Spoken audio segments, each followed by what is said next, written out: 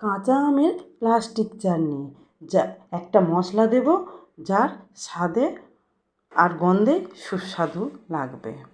যাই হোক, প্রথমে আমটাকে নিয়ে একটা পাতলা পাতলা করে কেটে একটু জলে ভিজিয়ে রাখবো যাতে আমের কষটা ধুয়ে উঠে যায়। তারপর পরিষ্কার করে ধুয়ে নিয়ে একটা পাত্রে রেখে কিছুটা পরিমাণে চিনি আর স্বাদ মতন লবণ দিয়ে মেখে ঢেকে রাখতে হবে।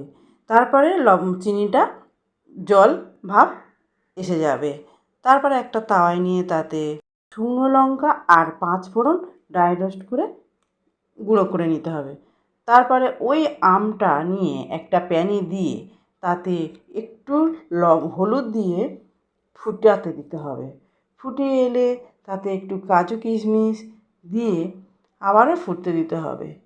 তারপরে একটু লেবুর রস আর গ্রেভিটা ঘন হয়ে এলে উপরে ভাজা মশলাটা ছড়িয়ে দিলে তৈরি সুস্বাদু প্লাস্টিক চাটনির রেসিপি। সঙ্গে থাকবেন, পাশে থাকবেন। ধন্যবাদ।